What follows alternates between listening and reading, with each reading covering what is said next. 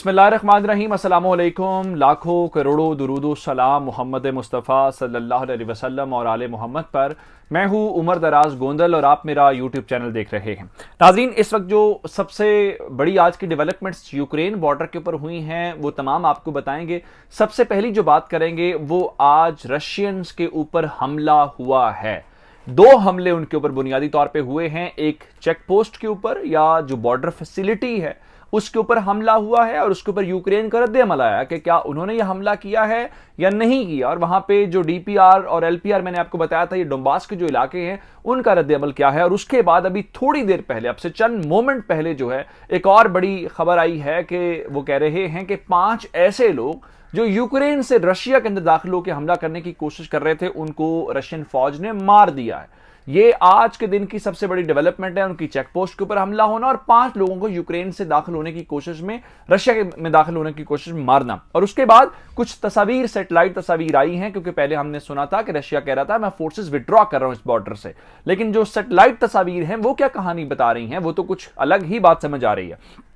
उसके बाद जो अमरीकी हैं वो तरले मिन्नतों के ऊपर उतर आए हैं। इससे पहले हमने देखा कि वो एक कॉल थी, वो कॉल के लिए भी नहीं मान रहे थे। अब उन्होंने मैक्रोन के जरिए, जो इमैनुअल मैक्रोन है फ्रेंच प्रेसिडेंट, उनके जरिए ये ऑफर दी है एक फैसिलिटेटर के तौर पे कि आप पुतिन के सामने बाइडेन पुतिन समिट की जो प्रपोजल है वो रखें ताकि हम उसको मना सकें। उसके अलावा जर्मन चांसलर जो है वो दोबारा से पुतिन के साथ राब्ता करने जा रहे हैं। और इस सब के बीचों बीच जो बड़ी खबर है वो ये है कि जो रशिया है उसने अपनी उस काउंसिल का, जिसको वो सिक्योरिटी काउंसिल कहते हैं, उसका इजलास बुला लिया है। ये जो security council, Russian security council है, यानी उनकी जो नेशनल बॉडी है, ये वो बॉडी है जो आम तौर पे जंग के मुतालिक या ऑपरेशंस के मुतालिक फैसला करती है। और इससे एक और बात जो आपको आखिर में चल के बताऊंगा वो ये है कि अगर जंग शुरू हो जाती है या होने वाली है तो रशियन प्रेसिडेंट कहां पे कमांड करेंगे, ये भी खबर एक हमारे पास आई है। ये तमाम डिटेल्स आपके सामने रखेंगे, लेकिन अगर आपने अभी तक चैनल सब्सक्राइब नहीं किया और आप चाहते हैं कि आपको मुस्तनद और बर वक्त खबरें मिलती रहें तो हमारा चैनल सब्सक्राइब कर लीजिए, बेल आइकन के ऊपर क्लिक कर लीजिए ताकि हमारी आइंदा आने वाली वीडियोस बर वक्त आप तक पहुंच रहे। मैं आपको सबसे पहले खबर आपके सामने रखना चाहता हूं ताकि आपको अंदाजा हो कि सूरत हाल आज कितनी वहां पे टेंस हो चुकी है और जो एस्केलेशन है उसके अंदर कॉन्टिन्यूस इजाफा हो रहा है। उसकी वजह क्या है? उसकी वजह यह, Moscow claims Ukrainian shell has destroyed a border facility. वहां पे जो चेक पोस्ट है, और ये चेक पोस्ट कोई मामूल की या आम चेक पोस्ट या कोई ऐसा इलाका नहीं था जहां पे कोई शेल फायर हुआ है या किसी प्रोजेक्टाइल ने आके उसको तबाह कर दिया, बिल्कुल भी नहीं। इनकी जो फेडरल सिक्योरिटी फोर्स है, जिसको आप एफएसबी कहते हैं, जैसे पाकिस्तान के अंदर बॉर्डर के ऊपर रेंजर्स होती है, इंडिया के अंदर आप देखते हैं कि बॉर्डर सिक्योरिटी फोर्स बीएसएफ होती है, बिल्कुल इसी तरह की एक बॉडी उनकी भी है एफएसबी के नाम से, जिसको फेडरल सिक्योरिटी फोर्स कहते हैं। वो इन तमाम मामलात को देखती है और उनके उस एक चेक पोस्ट को आज किसी शेल के जरिए, रॉकेट के जरिए, किसी भी जो प्रोजेक्टाइल के जरिए उसको तबाह किया गया है। ये खुद मॉस्को क्लेम कर रहा है। और इस चीज को लेके जो यूक्रेन वाले हैं वो ये कह रहे हैं कि ये फेक न्यूज है, इसका हकीकत से कोई ताल्लुक नहीं है। ये वही खदशा है जो अमेरिकन कह रहे थे कि रशियंस फॉल्स फ्लैग ऑपरेशन करेंगे, कोई ऐसा चांस क्रिएट करेंगे जिसकी बुनियाद के ऊपर उन्हें ये मौका मिल जाए या जस्टिफिकेशन मिल जाए जिसकी बुनियाद के ऊपर वो यूक्रेन के अंदर जो है वो हमला कर सके। दूसरी जानिब अब से थोड़ी देर पहले, यानी चंद मिनट्स पहले, यह कहा गया है कि 5 ऐसे लोग ये यूक्रेन की टेरिटरी से दाखिल हो रहे थे रशिया के अंदर। अब वो किस मकसद के लिए थे, आया वो मिलिट्री से ताल्लुक रखते हैं, उनके लिए लफ्ज इस्तेमाल किया गया है जो सबुताज करना चाहते हैं सारे प्रोसेस को, सारी चीज को, उनको रशियन मिलिट्री ने मार दिया है। ये 5 लोग, ये बड़ी डेवलपमेंट है बॉर्डर के ऊपर। शायद इससे पहले इस किस्म की चीजें नहीं हो रही थी, क्योंकि मैं आपको जो ईस्टर्न यूक्रेन के मुतालिक खबरें दे रहा था वो विद इन यूक्रेन थी और यूक्रेन के लोग अपनी फोर्सेस के साथ लड़ रहे थे, जैसे किसी भी मुल्क के अंदर कोई अलहदगी पसंद लोग हो सकते हैं या जो लोग अपनी हुकूमत के खिलाफ मुसल्लह जदोजहद कर रहे होते हैं, इस किस्म का था। लेकिन अब बात जो है यहां से आगे चली गई है और ये जो सारी गड़बड़ हो रही है ये उस रस्टोव के रीजन के अंदर हो रही है, जहां पे सैकड़ों हजारों की तादाद में जो लोग हैं वो माइग्रेट करके, यानी नकल मकानी कर रहे हैं और वो जा रहे हैं रशिया के अंदर। उस इलाके को टारगेट किया जा रहा है। अब इस सब के बीच में जो इंपॉर्टेंट बात है वो सेटेलाइट तस्वीर आना है, क्योंकि रशिया ये कह रहा था कि उसकी ड्रिल्स जो हैं वो कंप्लीट हो गई हैं क्राइमिया वाले बॉर्डर के ऊपर, तो वो फोर्सेस को पीछे लेके जा रहा है। दूसरी जानिब जो बेलारस के अंदर फोर्सेस थी उनके मुतालिक बताया गया कि वहां पे फोर्सेस स्टे करेंगी, क्योंकि इब्तदाई तौर पे हमें बताया गया था कि अगर मशकें खत्म हो जाएंगी, एक्सरसाइज एंड होंगी, तो हमारी फोर्सेस वापस चली जाएंगी। लेकिन अब उसके अंदर पॉलिसी चेंज की गई है और जो सैटेलाइट तस्वीर हैं वो ये बता रही हैं कि इस हवाले से जो नया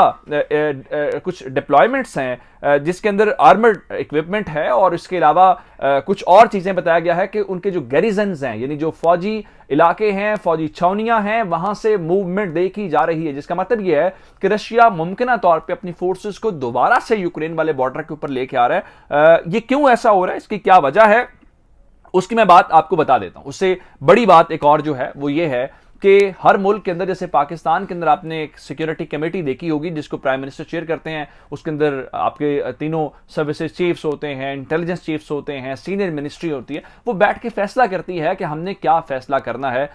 नेशनल सिक्योरिटी कमेटी पाकिस्तान उसको कहता है। उसी तरह से रूस के अंदर रशियन सिक्योरिटी काउंसिल है, ये हाईएस्ट बॉडी है जो फैसला करती है, प्रेसिडेंट उसको चेयर करता है, जिसको लेके वो फैसला करते हैं कि हमने वॉर के अंदर जाना है, नहीं जाना, वॉर होगी तो हमारी क्या स्ट्रेटेजी होगी।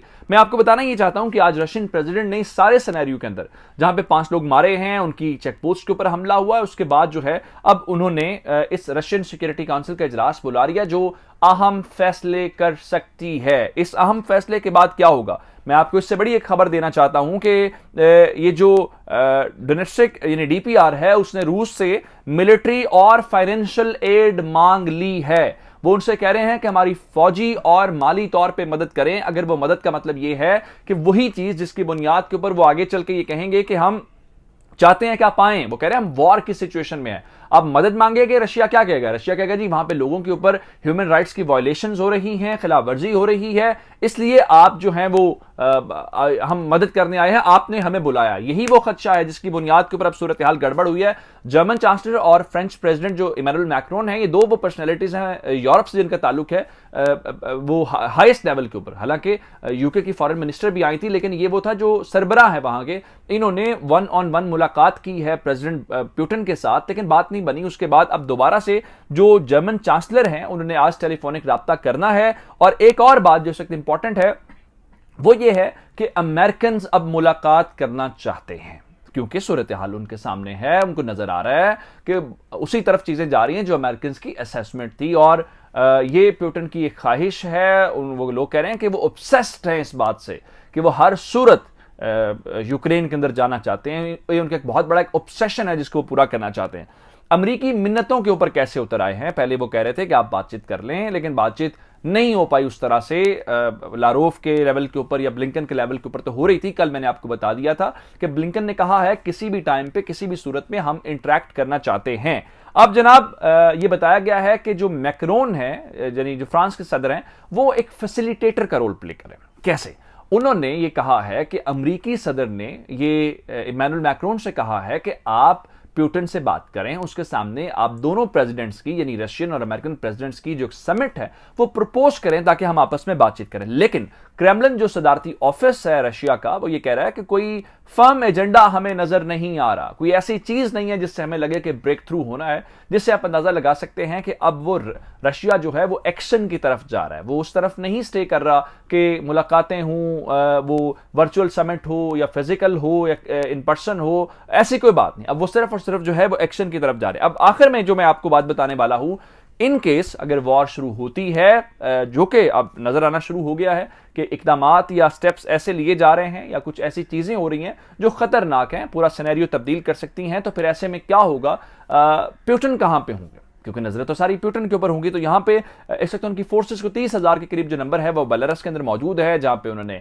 बताया गया कि न्यूक्लियर ड्रिल्स भी की हैं। अब ऐसे में खबर यह आई है कि अगर वॉर होती है तो जो प्रेसिडेंट है रशिया के, वो बेलारूस के अंदर स्टे करेंगे और वहां से अपनी फोर्सेस को कमांड करेंगे। ये बड़ी अनयूजुअल चीज है कि किसी मुल्क के अंदर जंग हो और उसका प्रेसिडेंट अपना मुल्क छोड़ के किसी और मुल्क में बैठे, लेकिन इसकी एक वजह हो सकती है कि वहां पे उनकी फोर्सेस मौजूद हैं और वहां से जो यूक्रेन का दारुल हुकूमत है उसको टारगेट करना आसान है, बजाय इसके कि ये रेस्टोफ वाला जो रीजन है या जो रशियन बॉर्डर है वहां से आप करें, क्योंकि जो यूक्रेन का बॉर्डर है, जो बेलारूस का बॉर्डर है, वो यूक्रेन के साथ भी लगता है, पोलैंड के साथ भी लगता है, और पोलैंड के अंदर चूंकि जो फोर्सेज हैं यूरोप की वो बैठी होंगी, वहां से ही सारे आएंगे। तो इसलिए शायद प्रेसिडेंट पुतिन जो हैं वो वहां पे बैठ के इस सारी सिचुएशन को मॉनिटर करेंगे। लेकिन सूरत हाल पिछले चंद घंटों में बहुत तब्दील हुई है। आइंदा आने वाले चंद घंटे और चंद दिन बहुत क्रिटिकल हो सकते हैं। मजीद अपडेट्स लेकर आपकी खिदमत में हाजिर होंगे। मुझे उमर दराज गोंदल को फेसबुक, ट्विटर, इंस्टाग्राम के ऊपर फॉलो कर सकते हैं। मेरा यूट्यूब चैनल सब्सक्राइब कीजिएगा। आपकी समातों का बहुत शुक्रिया। खुदा हाफिज।